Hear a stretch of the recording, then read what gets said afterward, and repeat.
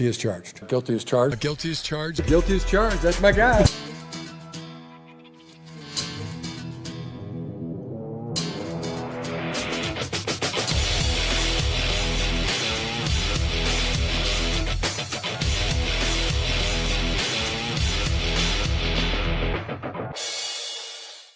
Hey, what is up, everybody? Welcome to the Guilty as Charged podcast, coming to you live on January 1st. So, happy New Year to everybody. Hopefully, you all had a wonderful time celebrating last night. Hopefully, everybody stayed safe, and hopefully, you had a great 2025. Hopefully, 2026 is even better. If you did not have a good 2025, hopefully, 2026 is a good for you. So, we are here today to. Usually we would be previewing the Week 18 finale game, but the Chargers are resting starters, and we got some clarity on that, which we'll get to here in a second. So instead, we are looking at some things that the Chargers should adjust and lean into heading into the playoff push. So we'll talk about some things that are going well for this team right now, some things that are not going well for this team. And we'll kind of do a bit of a playoff preview in that sense of things that they need to get better at and lean into. So should be a fun conversation around, kind of taking some inspiration from the bye week show we did with an eye towards the playoffs. So joining me as always is my good friend Tyler. Tyler, what's up, man? How you doing today? Doing very well. When I woke up, I went, why are we doing a show at 10 a.m.? Why did we decide to do this? But you know what? Now that I'm here and I've woken up and had my coffee and I even went to the gym this morning, nice. All is good. So great New Year's Eve. I'm sure it was for you and your family as well.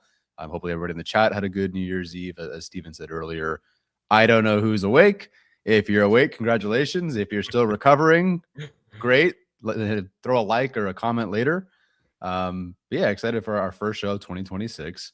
It was a bit of a weird week, as everyone knows, just because it's one, there's a holiday, and two, there's the sitting of some players, and it's the Broncos, and it's just like a weird week to even discuss this. So we're kind of jumping ahead. We're a little bit early on the coverage of the Patriots game, but it's going to include some of that here today.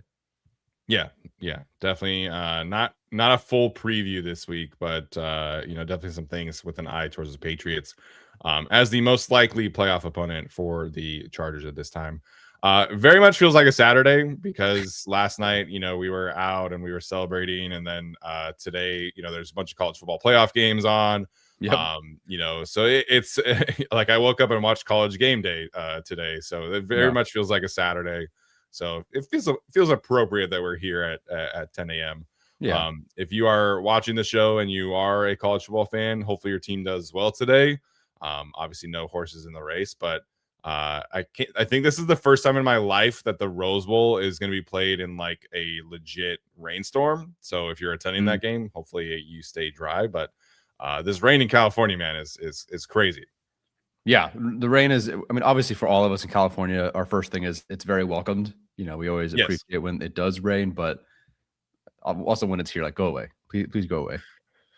Yeah, I saw a thing that the California reservoirs are at like 160% capacity. So it's great. It'll be, first time that California has not been in a drought in a very long time. We'll see how long that sticks, but hopefully, it's supposed to rain like the rest of the week. So, we'll be sad and depressed for the next few days until the sun comes back out.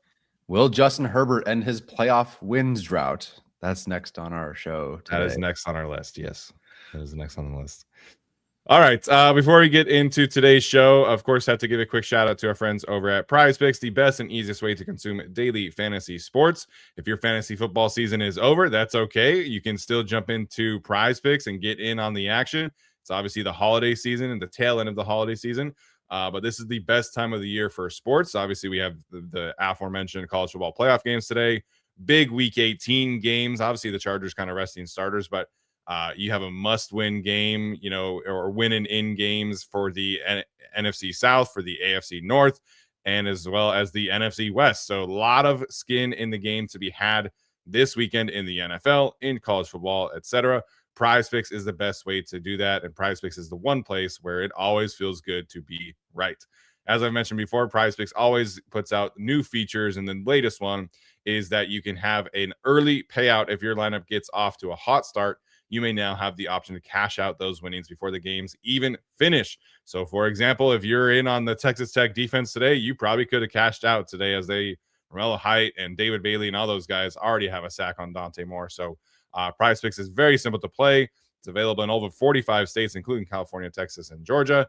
So get in on the action today by downloading the app, PrizePicks app. Use the code GUILTY to get $50 in lineups after you play your first $5 lineup. That's code GUILTY to get $50 in lineups after you play your first $5 lineup. PrizePicks, it's good to be right. Okay, before we get into the actual nitty-gritty part of this show, the Chargers have not announced who's going to play, but the entire injury report for the Chargers is like their too deep lineup. So this weekend is going to be very interesting to see how this pans out. If you're the praying type, I suggest we pray for Trey Lance because, my goodness, Trey Lance is going to be behind an offensive line of Austin Deculus, Branson Taylor, Andre James, Trevor Penning, and Bobby Hart up against a Denver Broncos defense that needs to win to get the 1 seed. So I don't know if the Chargers are going to cross the 50-yard line this week, guys. I don't know. I feel bad for Trey Lance, and I assume the receivers will play a decent amount. Keenan Allen, I think it needs 9 yards to hit a $250,000 incentive. So, maybe he goes out there for a catch or two, but of course the allergies are kicking in now. Nice. Good luck to Trey Lance. That's all I can say. On the road in Denver, Greg Roman Collin plays. Hampton is on the injury report. Did not practice yesterday. Yep. Vidal doesn't seem close to returning either. Good luck. Yeah, I would be stunned if Vidal plays. Hassan Haskins also has a concussion, which did happen during the game. That's right. But Jim Harbaugh said like anybody who's been banged up is going to be out there. And we talked about the veteran players, getting rest, which this week also includes Tuli Tuipulotu, as well as Keenan Allen, who you mentioned, Derwin James, Khalil Mack. Justin Herbert was also, he was listed on the injury report as left hand /rest. So we'll see what happens there. Jamari Sawyer is not going to be back from his injury. So there's going to be a lot of backups. This is going to be a very preseason vibe kind of game on offense. At least we'll see what happens with the defense. But I would expect a lot of these veteran players to, because they can't make everybody inactive, right? As we discussed, right. But I would expect this to be kind of like a, only play in case of emergency kind of situation. It does sound like Branson Taylor is going to be elevated from the practice squad and playing. So that's good for him. But, with DJ Uiagalelei being elevated as well as Branson Taylor, there's your elevations from the practice squad. So, some of these veteran players are going to have to at least be dressed, and, we'll see which players that ultimately becomes. But, I would expect the Chargers over under on offense to be like 6.5 points. I'm very curious if they even have some prize picks. 5.5. 5.5. Take them more. They'll get a touchdown. 2 field goals. They'll get 7 points, I think. Well, yeah, if it's 5.5, it's more. I think the defense will, give me a Bo Nix pick by Kendall Williamson, something like that. They're just trying to desperately win the division, or win the number 1 seed, I should say. So we'll see. So the Bruin points out the Hampton thing. When was this? Because he scored, and I think that was his last carry because they never got the ball back, right? No, I lied. He scored first No, Hampton was the second touchdown. There were so many. Yeah. Hampton was the second touchdown. I don't remember. And Bradley Bozeman's listed with a concussion. I do not remember that happening at any point either. I have no idea when Omari Hampton got injured. Yeah, me neither. So I don't know if he's just been dealing with something, the same ankle issue. I have no idea. Do they have to designate him as something to have him in? He probably can't even be inactive, or I guess he could. But who's playing? Jarrett Patterson. They can't put everybody on rest. So, it's some guys are going to have to play. This isn't it's a preseason vibe, but they don't have the 90-man roster. So they're going to have to play some players. Jesse Minter said today that Kyle Kennard's going to play. So obviously, Khalil Mack we expect to be resting. Yeah. So, that's not a huge surprise there. But yeah, some of these guys are going to have to play because they don't have enough bodies.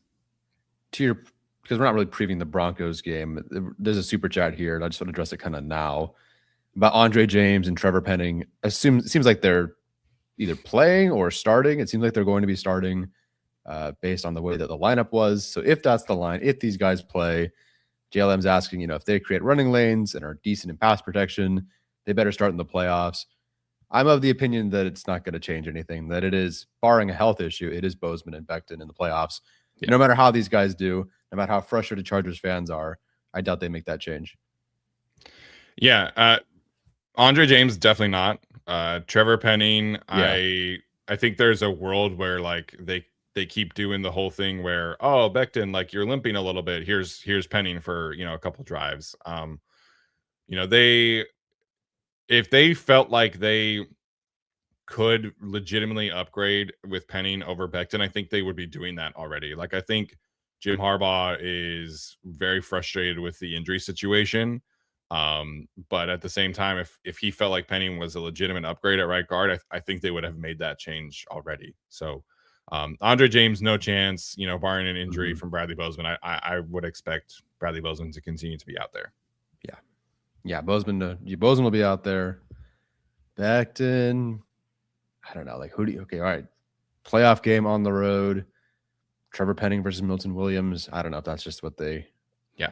Granted, Penning or Williams versus Becton is also a mismatch, but I don't know. I think they're just going to roll with the same group. Yeah, I would say 0% chance Andre James starts over Bozeman. I would say maybe like a 5% chance Penning actually plays over Becton. So yeah. So Incredible Aristotle says that somebody in the Discord did point out that there was a run where Hampton came up limping a bit. Dennis Yum says Hampton scored and he started limping back to the sidelines, but he didn't. There wasn't like a lot of contact on the touchdown. Yeah.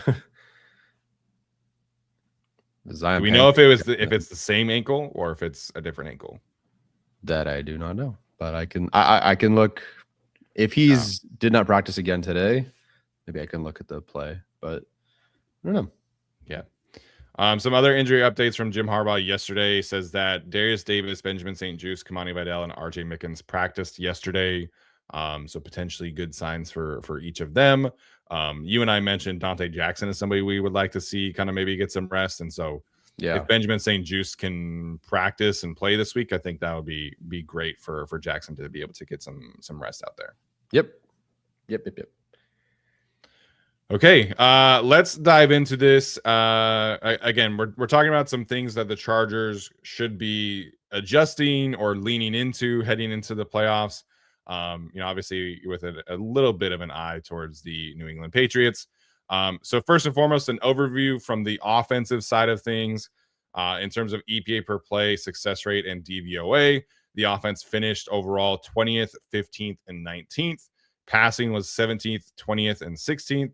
And then rushing was 24th, 24th, and 22nd. Was there any surprise to you here where the Chargers ended up? We're kind of framing this as end of season, right? Because week 18 with backups, we're not going to be put a ton of stock in week 18.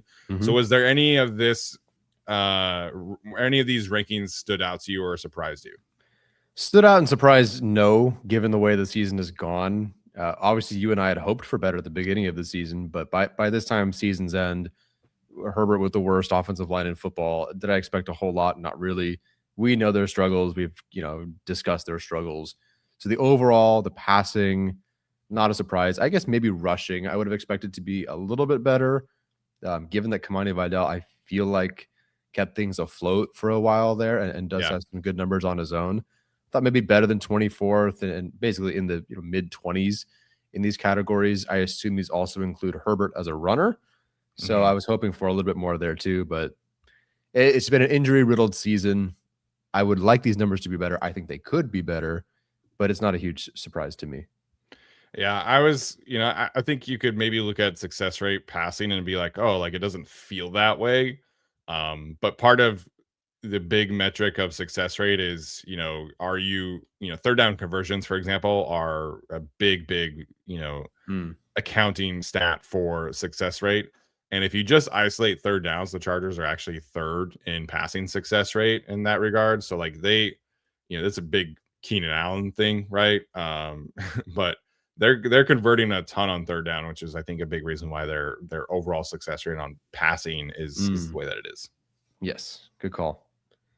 But yeah, rushing offense, it's tough to, NFL is pointing out in a G-Row offense, the one thing you expect is the run game. And like, we're not huge Greg Roman fans, but you tweeted out like the overall run block rate for the Chargers on the season is like, was it 31st or 32nd? And one of those two. It's the 30s. So, it's tough to really like. There are definitely runs that Greg Roman needs to lean more into, but it's tough to really run his particular offense when your offensive line is just like decimated by injury and also bad. So I'm not super concerned about like them being overall 24th in rush offense when they've been dealing with running back injuries, tackle injuries, etc. Right. Tucker Fisk has missed time, so it's tough to really hammer home Greg Roman's rushing offense with the way that this has looked from an injury report all year long. Yeah, I agree. All right, so getting into some playoff adjustments, you brought up this motion rate, and I think this is extremely important heading into the playoff run. Yeah, so, Tyler got himself a DVOA subscription and whatnot and had some fun looking at the different numbers, and you can go down all kinds of rabbit holes, and we'll get into it. But I think that it helps put a number to the feelings and what we see on film. But there's always like, okay, am I just crazy? Is it just my team? What's the difference between this year, last year, our teams versus other teams? The Chargers this year are 29th in motion rate, but they were 13th in 2024. And so that feels about right. Like whatever the ranking was, I think we all felt there's less of it this year. And we're wondering why isn't there more of it? Because it seemed like it worked last year. You watch the Cowboys game. It seems to work for them. It seems to work in particular for Ladd McConkey. So where's it been? So they're 29th this year in motion rate. I think there's a correlation between that and this, which is the most damning stat, and honestly surprised me. Steve and I were messaging before the show. I wouldn't have guessed, but the wide receiver open rate has dropped from 10th in the NFL last year to 31st in the NFL this year. So if you want to talk about Herbert's MVP case, he's got the 30th, 31st, 32nd ranked offensive line in almost every metric. And his receivers, their open rate is 31st this year. Now, of course, it says receiver open rate. So the receivers have their own issues there. You cannot be this bad, and it's just a play caller issue. This falls on the receivers just as much. Sure. But you cannot also not be this bad because it's just the receivers. Greg Roman as well shares plenty of responsibility in this. 31st in open rate is inexcusable, and it seems impossible given that the room that they have. We think of Ladd McConkey. We think of Keenan Allen. I think Trey Harris can do it. Quentin Johnston's improved. I don't know if it says receiver open rate. I don't know if this includes tight ends as well on DVOA. So I'm not 100% sure. I'm pretty sure it's just wide receiver. 31st is terrible. And I think you look at these two things, and I hope there's maybe some strong correlation between, at least for the Chargers, how often they use motion and how often the receivers get open. Or can you at least admit that perhaps, given that your receivers are 31st in open rate and you are 29th in motion rate, but last year the open rate and the motion rate were higher, can you maybe acknowledge that we should help our receivers out a little bit more? Let's just go with the assumption that it's the receiver's fault. And Greg Roman has great calls, but it's the receiver's fault. They're not winning their one-on-ones. Okay, can you go into the playoffs and lean into that motion rate a little bit more to help your guys out? So that's what I'm looking for in the postseason. This stat was a surprise to me. Yeah, it was shocking to me as well. I think, both parties are probably to blame here, but at the same time, last year, against the Houston Texans, for example, obviously being like the biggest thing, Quentin Johnston was not creating separation on his own. Joshua Palmer, same kind of deal. They were dealing with like Simi Fehoko and Darius Davis playing snaps and things like that. And so you look at this receiving room on paper where you have four guys who can all create separation and four guys who are all effective pass catchers at this point in time, plus Aranda Gadsden upgrading at receiving tight end. A small, tick down from 13th in open rate, or 10th in open rate to like 15th. Okay, I can understand. to 31st. That's crazy, man. That's crazy with the way that they upgraded this pass catching arsenal. And Keenan Allen, who we just talked about, like on third down, like he's always open on third down. Lan McConkey, to me, is still a guy who consistently gets open. Quentin Johnson has made some serious strides. So you look at like ESPN's individual open charting score, and their three main receivers are all pretty good in that regard, or run against since like about league average. And so when FTN is charting who's open and who's not, to me, like that is a play caller issue, and it's some kind of disconnect between, the play caller and the wide receivers and using them to their, effective traits. And so I think it's tough to look at, what we've said all season long is like, there's no motion, there's no quick game. And then you see this open rate being 31st in the league. To me, it's like, yeah, the receivers probably have some accountability here, but it just kind of confirms that Greg Roman has changed the way that he has called this passing offense from last season. And whether that's an offensive line issue, whether that's a receiver issue, at the end of the day, like the play caller is, to me, this is a play caller stat first and foremost. Yeah, I would agree there, given the personnel that they have. Good question from Wyatt Earp that like this could also be an offensive line thing. I don't know how they chart this. I don't know if they treat this as in, there's a bracket limit to how early or how late they can chart these. Like it must be plays that developed over, I don't know, 1.5 seconds, but no longer than 3. I don't know.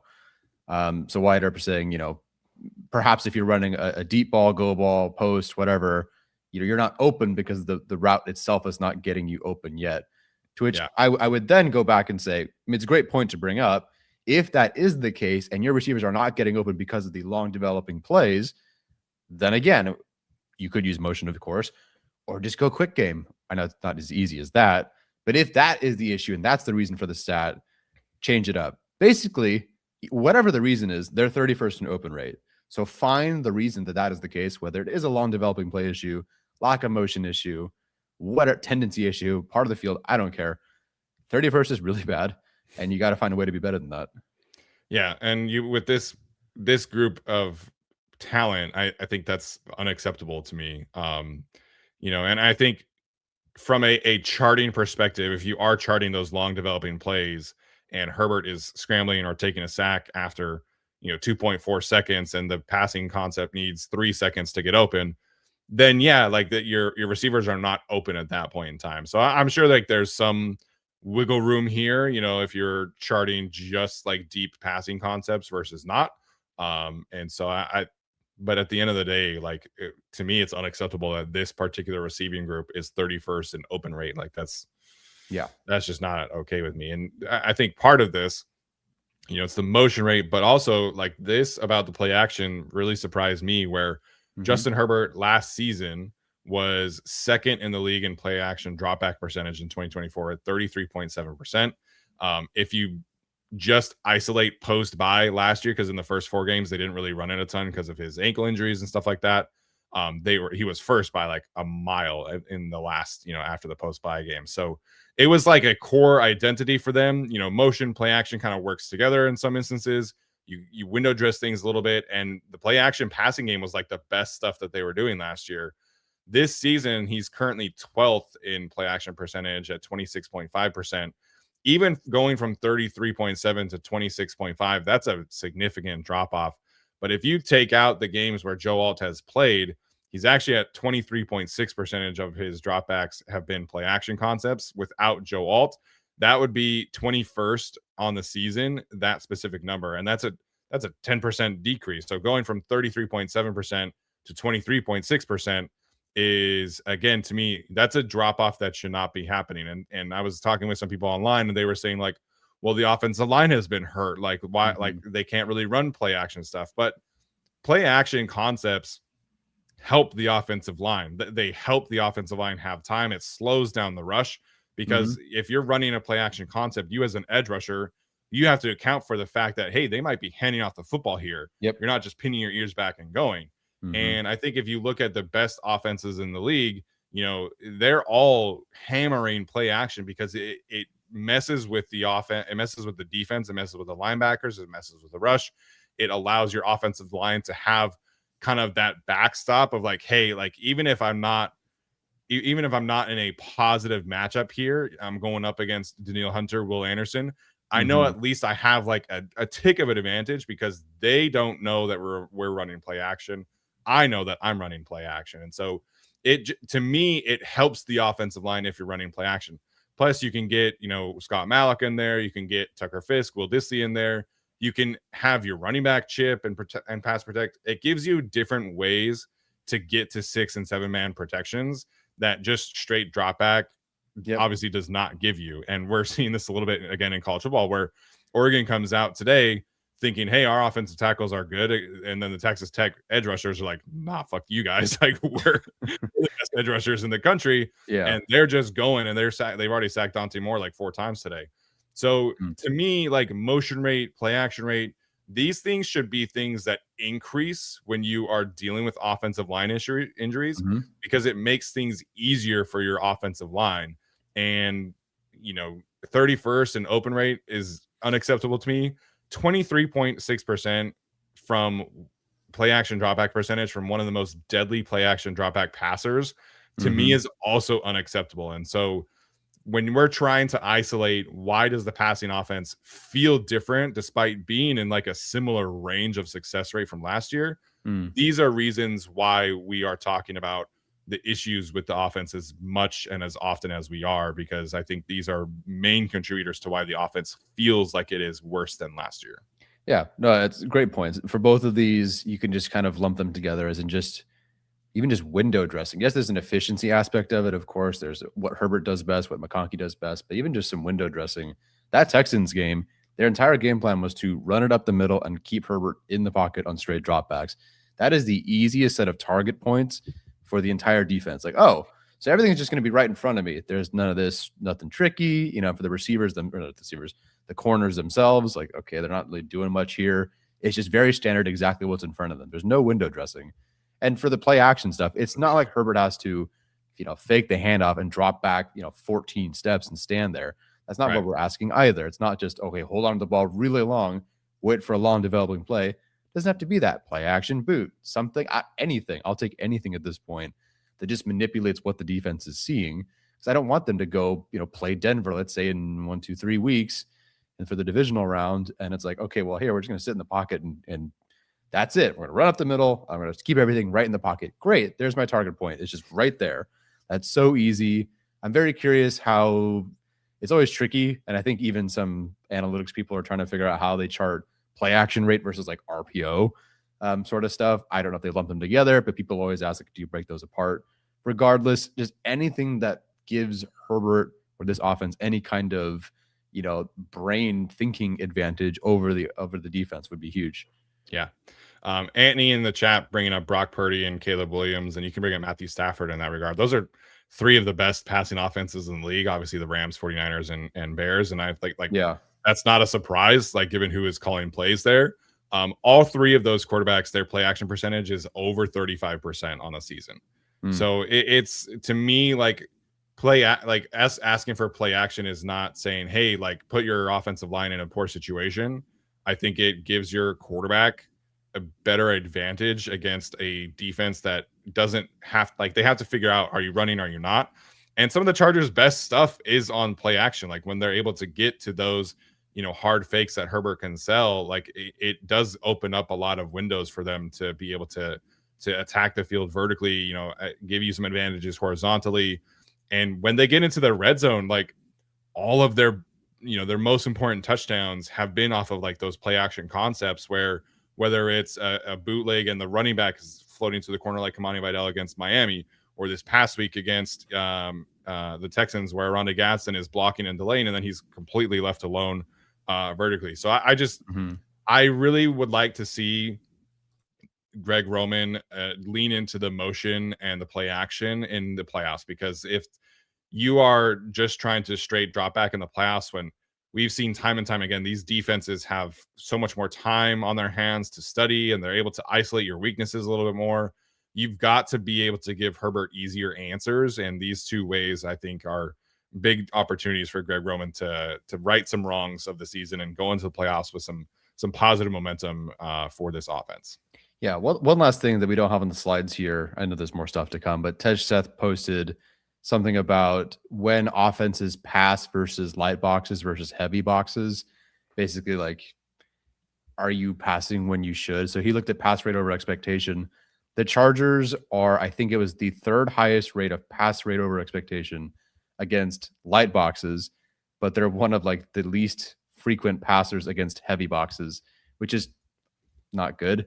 If you're curious just how that looks, the top 10 are the 9, like in terms of when they're passing when they should against heavy boxes versus light.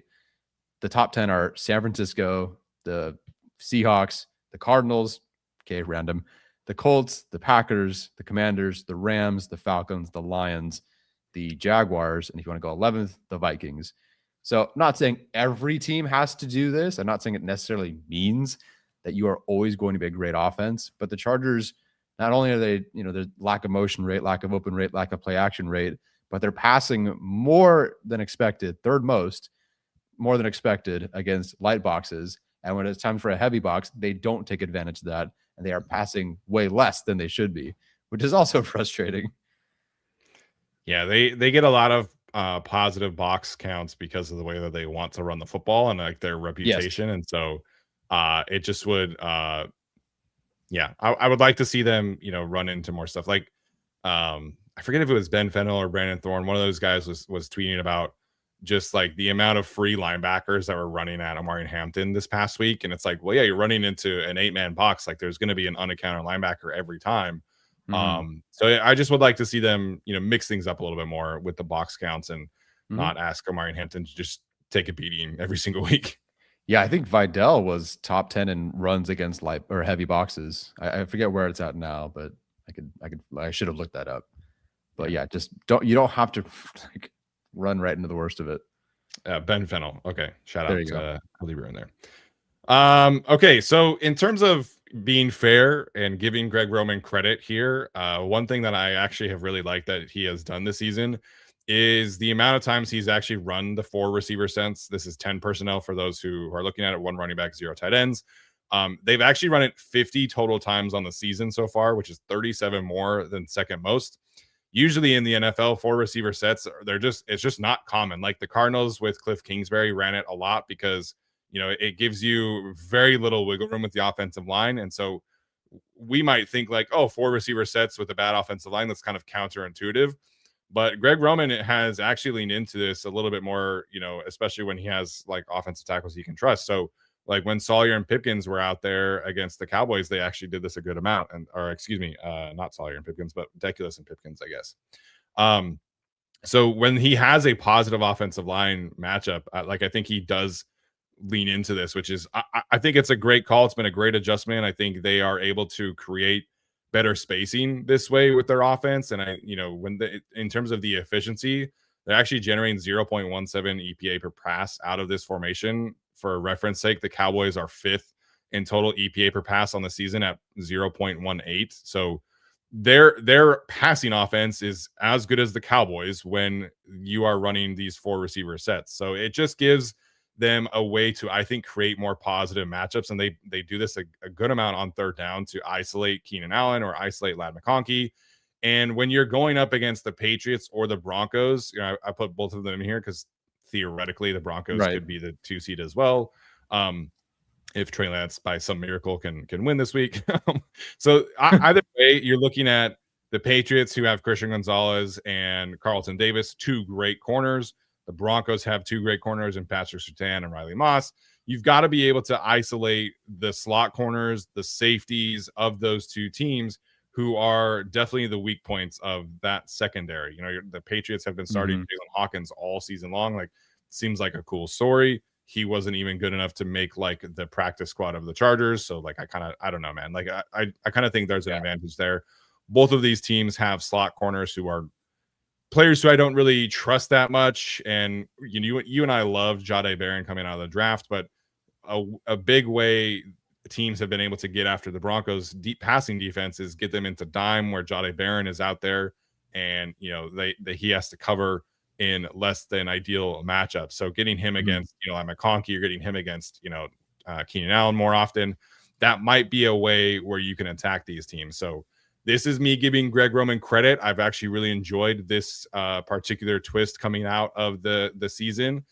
It was a big reason why they won in Brazil, and I think this can be, if Jamari Sawyer is healthy in the playoff game, this can be a way for them to create some explosives, create some easy third downs, and hopefully this is something that they continue to lean into the playoffs. Yeah, I love the way they opened the season. It was a genuine surprise. Yes, they had Joe Walton. Generally speaking, the group was healthier, but boy, I love the way they opened the season with this. I'm very curious how this looked over the course of the season. Did a certain alt injury derail this entirely? Is that when the point was? Did that change when Herbert got hurt? I don't know. Very curious how that looks. But if this is what works for them, and that's all we're asking, if there's a thing that works for you, please feel free to lean into that more. So 50 times in 2025, the 16 games, so that's like 3 times a game at this kind of rate. Open it up a bit more. I want to say that might have been what they called when Keenan dropped that third down pass against Houston. I don't recall. But more stuff like that. Anything where you can get Keenan, McConkey, these guys one-on-one. Trey Harris is, I think, still has a 90% success rate on slants. Give it a whirl.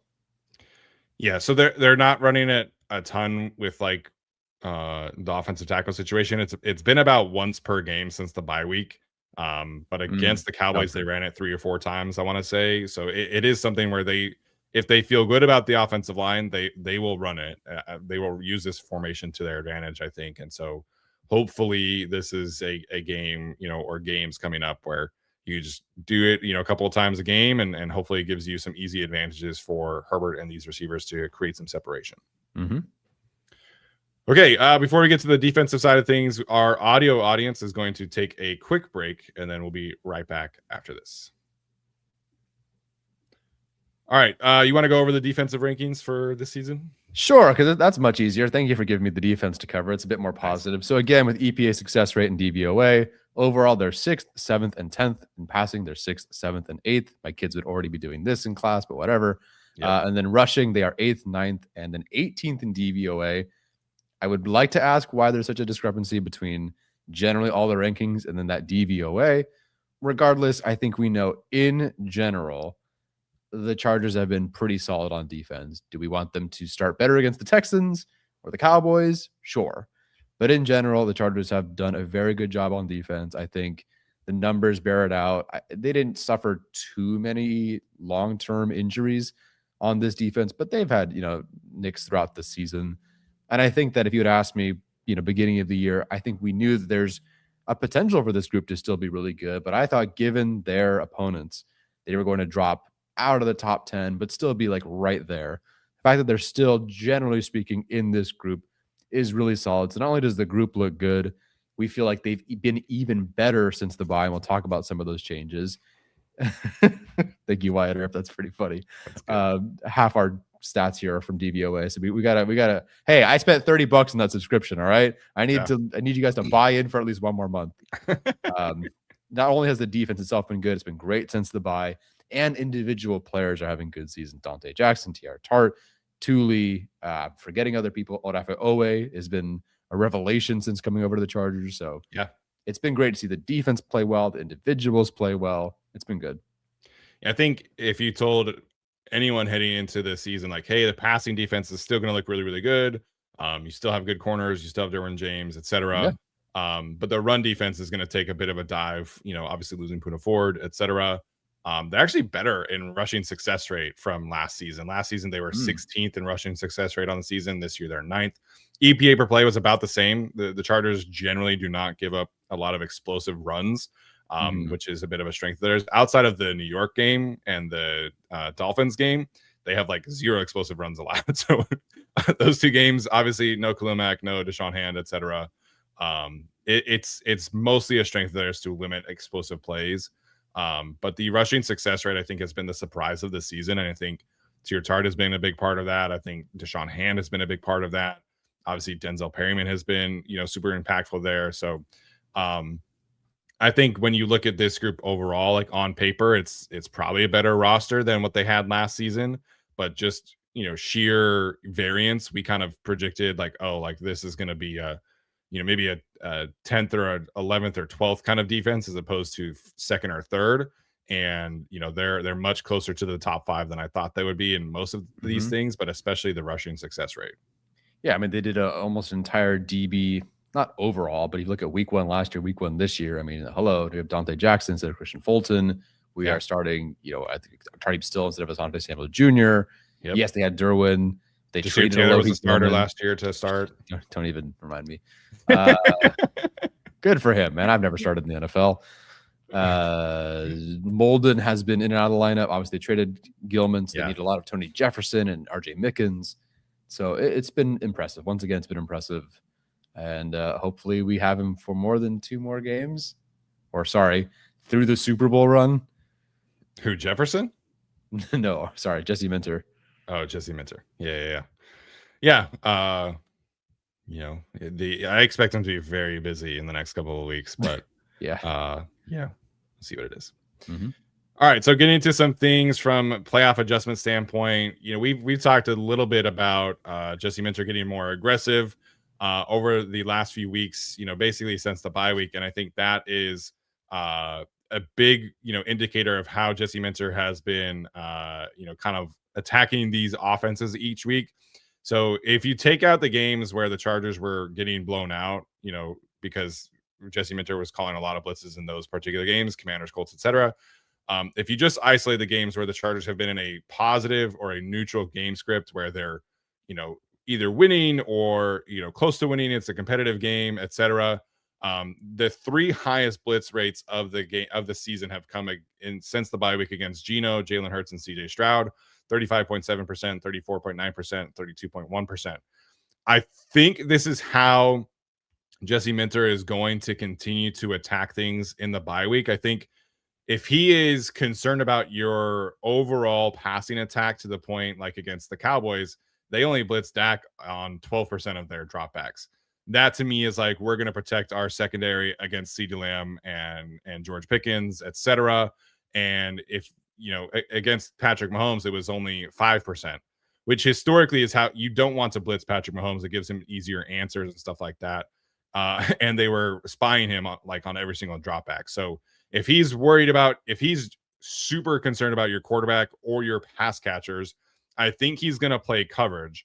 But if he feels like his secondary has the ability to hold up, I think he's going to be aggressive like this and blitz, over 30% against these playoff teams. And, particularly against, if they play the Broncos, I think that is really, really what you want to lean into, because their offensive line theoretically could hold up against your 4-man rushers. Yep. And, I think you have this kind of next on the Patriots here, but I think whoever their first round opponent is, I think Jesse Minter is going to try to heat them up because they don't have a CeeDee Lamb and a George Pickens, and they are not Patrick Mahomes or Dak Prescott. So I think this has been a great change from Jesse Minter. I think it lines up with like how we've wanted to see him adjust post bye week. And I think he deserves a lot of credit going from, hey, we're going to blitz you 35% of the dropbacks to 5%. I think shows a coach who's very in tune with like how they want to play, what he's seen from the offense. And I think Jesse Minter deserves a lot of credit for that. Yeah, and with a more healthy Chargers defense, should some guys sit and or just get healthy over the next couple of weeks or so, I think you can trust your guys even more. If you're maybe concerned, because like, okay, what I'm saying, juiced out there, Jackson's a bit banged up, Molden's a bit banged up, the Mickens isn't out there, so can I really express this as much as I want to? With them even healthier, I'd hope they do. All respect to Bo Nix, Drake May, give it a whirl. I don't know if you look at Drake May's stats. So sorry, I'll bring it up. So Drake May is 30th in yards per dropback versus cover 0. And I was curious, is that a rate thing? Maybe he just faces it barely, so it doesn't matter. But he does face it at the 8th highest rate in 2025. So I'm very curious who those teams were that he faced that were presenting cover 0. Not that teams are playing a ton of cover 0. I think the Chargers have increased their rate of cover 0 since about mid-season. I think they almost doubled in that regard. So I think it's kind of a nice mix if they play the Patriots where they can get a bit of what they want. Now, do you always run cover 0? No. But if this is something you feel pretty good about, you've also been using more of it and leaning more into it post-bye, and the Patriots specifically have not been great against it, hey, I think there's an edge for you here. And I just think Bo Nix sucks. So send the house. Get those fucking Broncos out of the postseason, man. I need those Broncos fans to cry, man. Yeah, It's so funny looking at this because if he does blitz a lot against Bo Nix, in week 3 they blitzed him like 0 times. Like they were like, yeah, you can't beat our coverage menu, and we know it.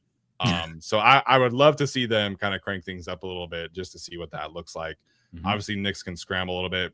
Drake May can scramble a little bit. But I think when you're looking at specifically for the Patriots, and you want to make Drake May kind of play out of rhythm when he doesn't have just the safety buttons of Stephon Diggs and Hunter Henry in particular. When he's able to just sit back there, like he's going to dice you up. And so we'll see what happens with the Patriots offensive line. Will Campbell is going to be on IR through next week. Theoretically, he could play in the playoff game. That's their left tackle. Jared Wilson is currently injured, so we'll see what happens there. But if you're looking at backup offensive linemen and an offense that does kind of struggle against cover 0, like I would love to see Jesse Minter just say, hey, we're going to lean all the way into this, and we're just going to pressure you and make you beat us. And that's kind of what it was for CJ Stroud. Like CJ Stroud and that passing offense, they've struggled against the blitz all season long. And I think Jesse Minter was like, when we're kind of concerned about Nico Collins a little bit to start the game. And then after that, they were like, hey, like we know that they can't protect against the blitz. We're just going to send it. And I think that potentially could be a thing that they do against Drake May as well. Yeah, going back to the Texans game, what killed them in the playoffs? A variety of things, but Nico Collins just went off, and then CJ Stroud figured out how to run. And I think in that game, they started to, in this most recent game, those were kind of their priorities. Ones that maybe wasn't working as well, but they kind of mitigated everything else. Then they started to send it more. You can go ahead and answer this one. Yeah, so from Hardcore, Nick, he wanted to know what happened to the defense on the Texans' first 2 drives. I think it was part of what you said. Like they were spying CJ Stroud a good amount to open the game. They had Deion do it, they had Thule do it. I think they were really concerned about that. And then I think they were really concerned about Nico Collins beating them.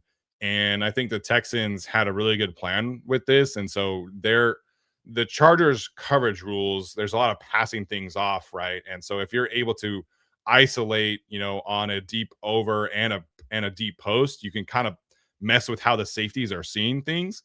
And so when you run Nico Collins on a deep over route, like naturally the tendency of the safeties is going to go, okay, we're going to go drive on this Nico Collins deep over route. And then they had a deep post like right behind it. So they're running an over into the post route, and the safeties are they're not able to see things properly. And Jesse Minter actually talked about this today, where there was just kind of a miscommunication and misalignment of how they theoretically should be playing that particular concept. And so it's natural tendencies. Hey, Nico Collins is their best receiver. CJ Stroud has been targeting him all season long.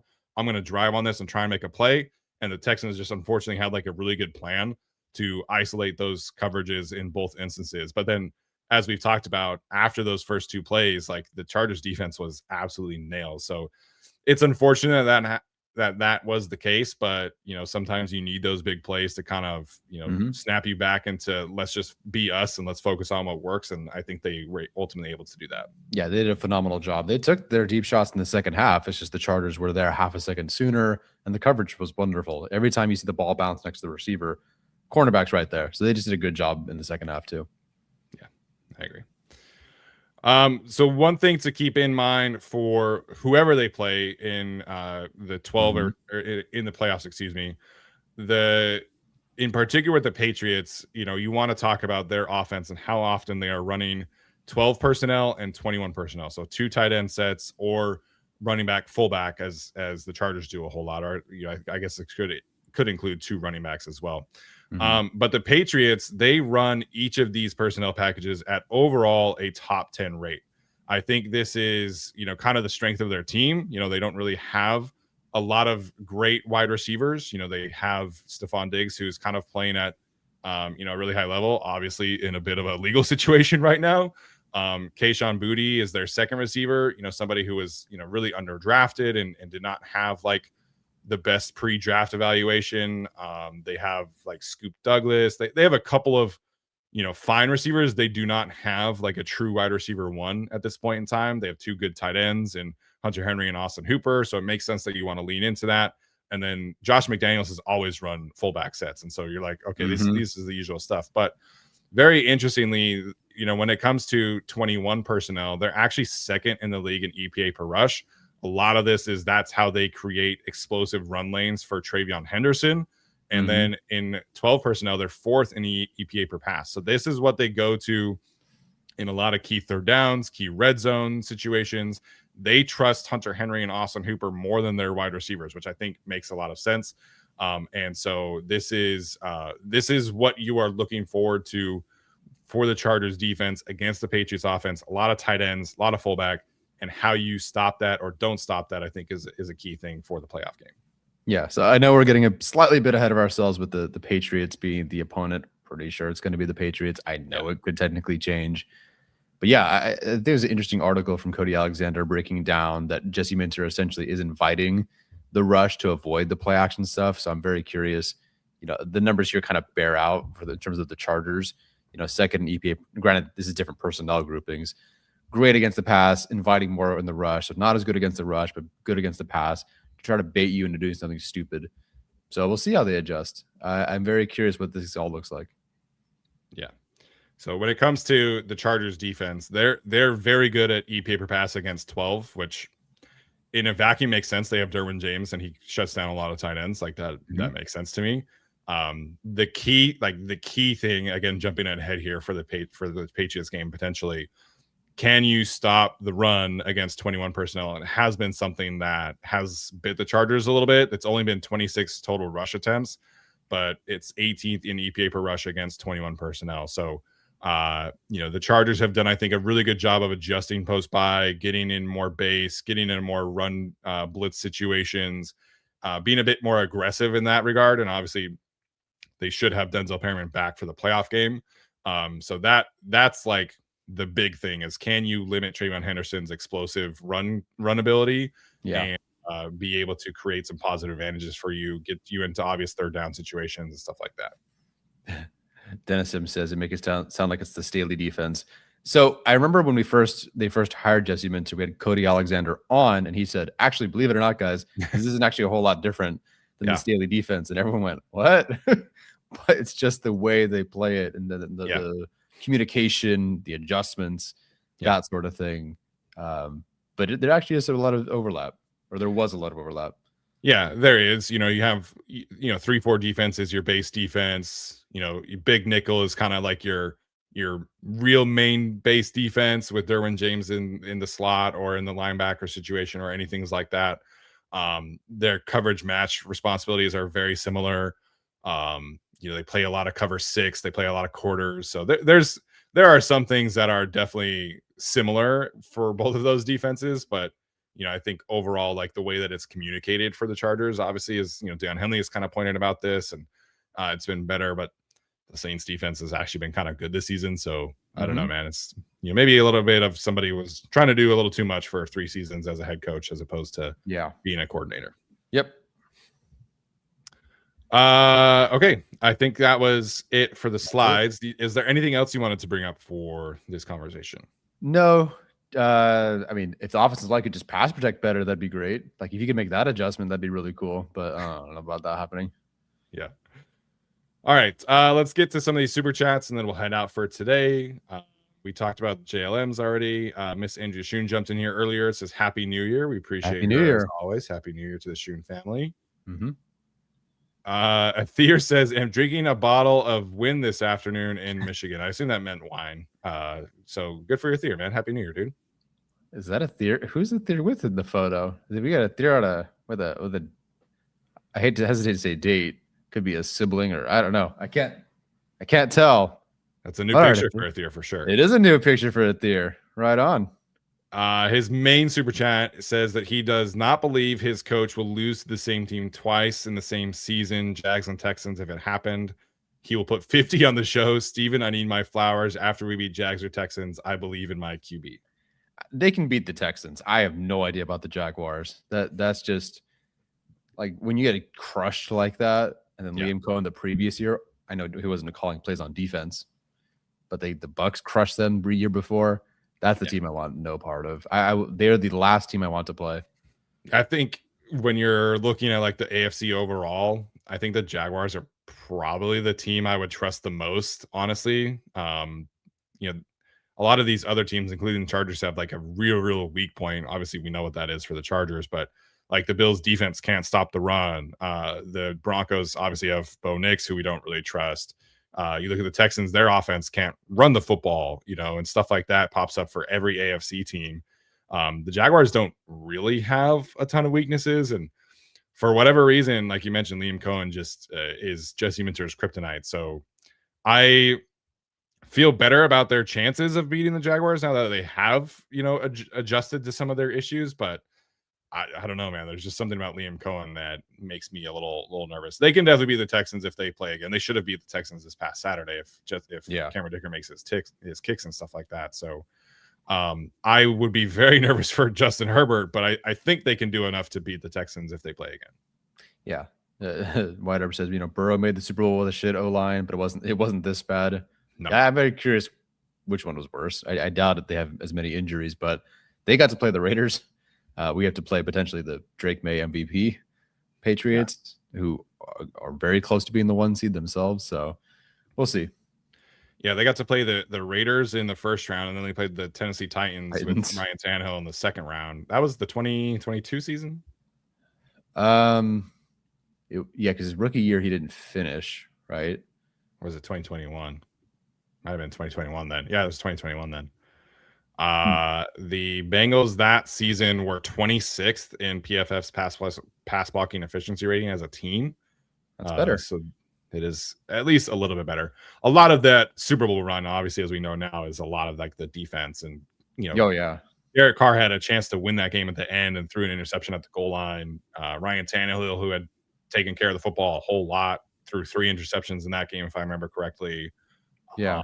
That was probably Mahomes' worst playoff game of his career in the AFC Championship game. So, yeah, that's kind of a Lou Anarumo thing, more so than Joe Burrow. Yeah, I think Burrow threw like 2 touchdown passes in 3 games or something like that. Like, I wish. Yeah. Daddy Don't Pull Out says he really wants the Patriots now, LMAO. So we're assuming that's the matchup. Technically speaking, the Chargers could be the 6th seed this week. If they win in Denver and the Bills lose to the Jets.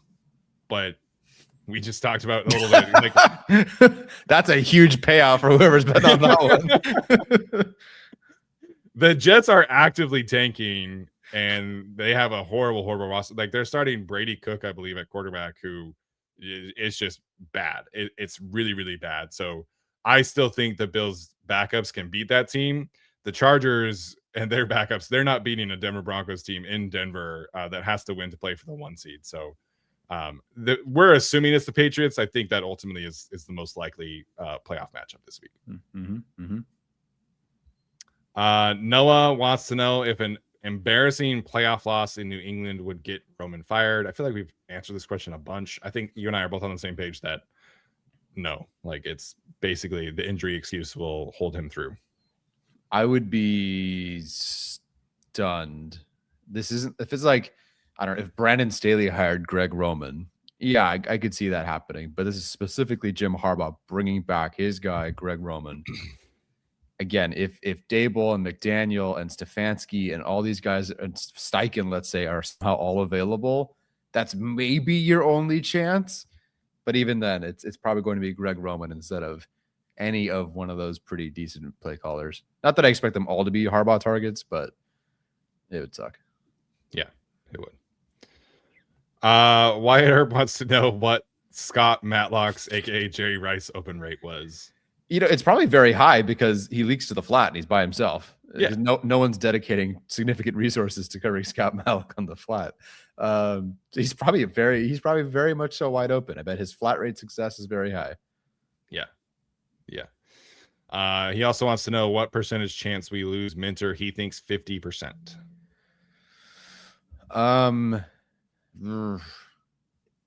In the other direction, if for some reason Stefanski and Steichen are hired, that would help the Chargers out because they might even get a head coaching job outright.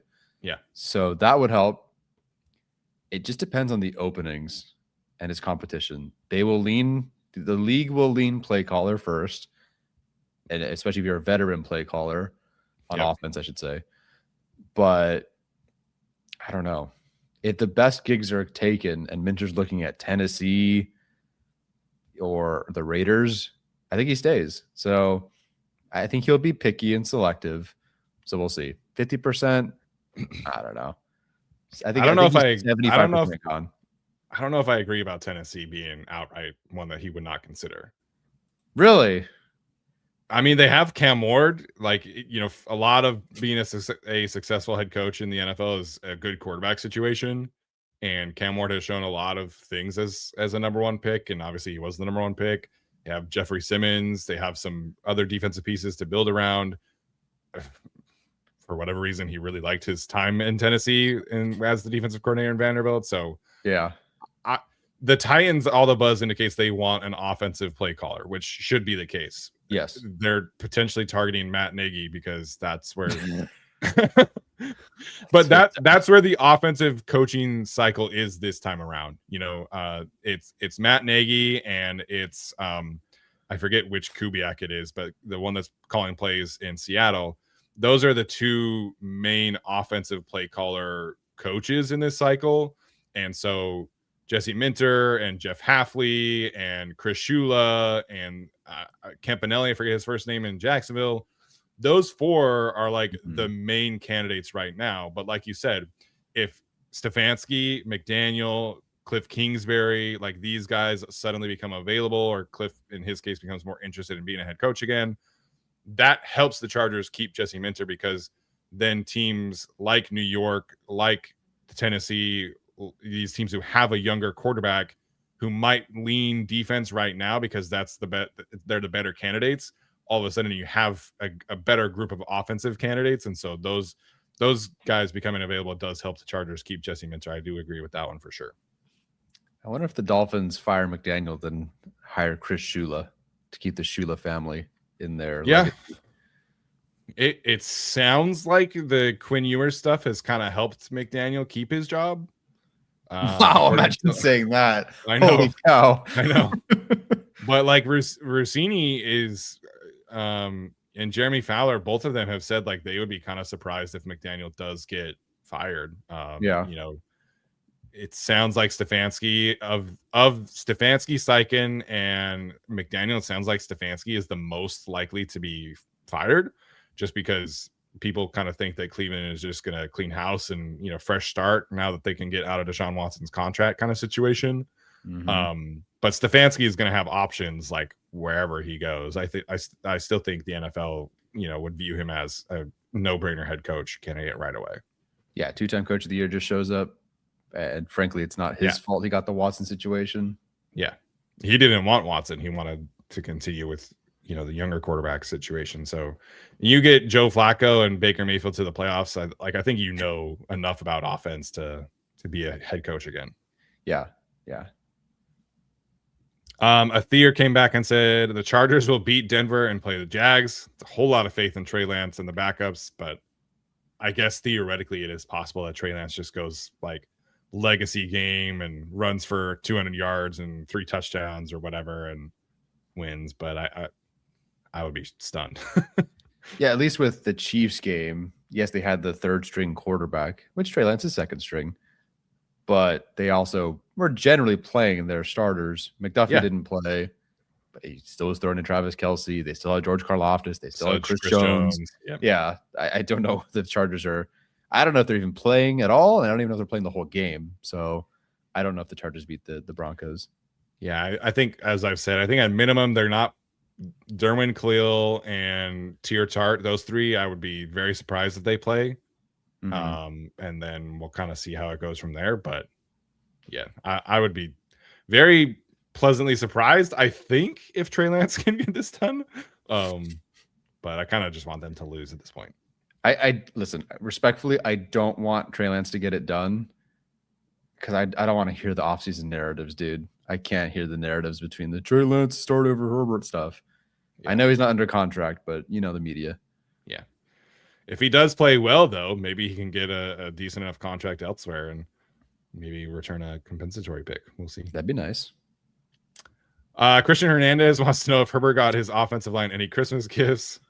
I actually don't know if this has been asked, but Obviously, a couple of years ago, he got them all like luggage. Right? Yeah. He got flamed for it for some reason, even though they're so expensive. Yeah. Yeah. It was like luggage and airline gift cards. Yeah. Yeah. That's a great gift. I would absolutely take that.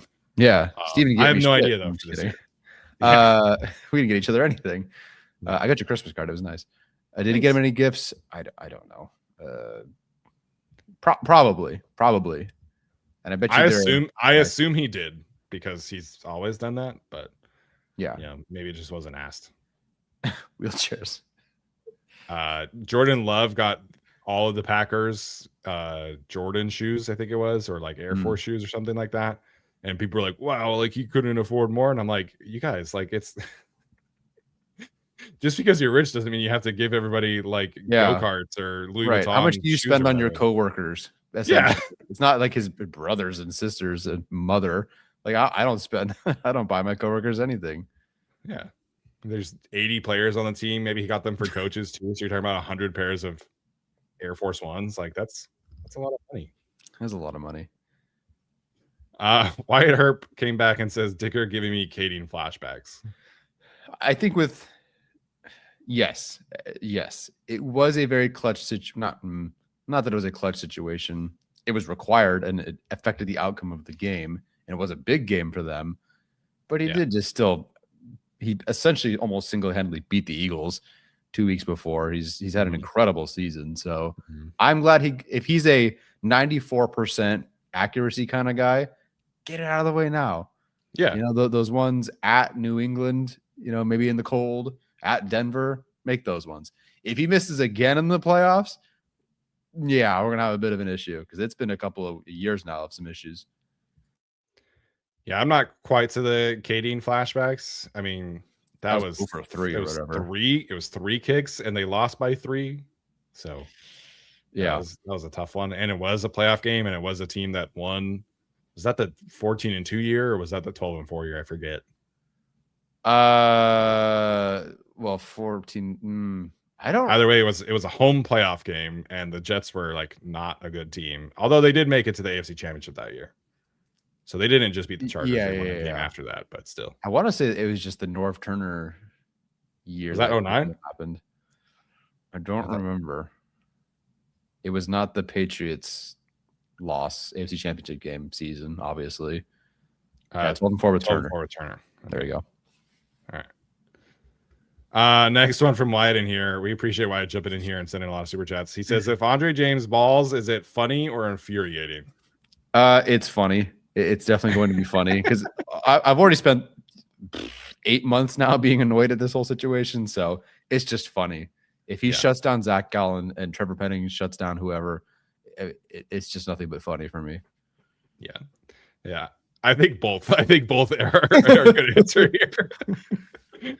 Can you imagine though? Like all the calls are perfect. No stunts are missed. No issues are missed. No blitz issues. That part would be infuriating. For sure. Mm-hmm. Wyatt also says he wants to beat Denver just to say Bo. Oh, Bo and 4. Bo and 4 F to ponies. That'd be great. Please. And they're not making it a typical for the stupid knuckle dragging fans to make it a quarterback versus quarterback thing. Oh, Bo Nix won his AFC West in year 2, and Drake May is going to be MVP in year 2. Herbert's now in year 6 or whatever. It's like, these insufferable fan bases, I want them to lose. Yeah, absolutely. All right. I think that is it for today.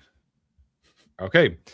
So we will be live on Sunday in some capacity after the Broncos game. We'll see how much next week we can do a film review with the backup situation. And then obviously full steam ahead towards the playoffs for the Chargers. So Tyler, any other final thoughts before we head out for today? Thanks for joining us, everyone. We'll see you on Sunday. Yeah, we'll see you guys on Sunday. Thanks so much for joining. As always, make sure to like, subscribe, comment. All that stuff does genuinely help continue to grow our show. We appreciate you guys so much. This has been another episode of the Guilty as Charged podcast. Until next time, bolt up.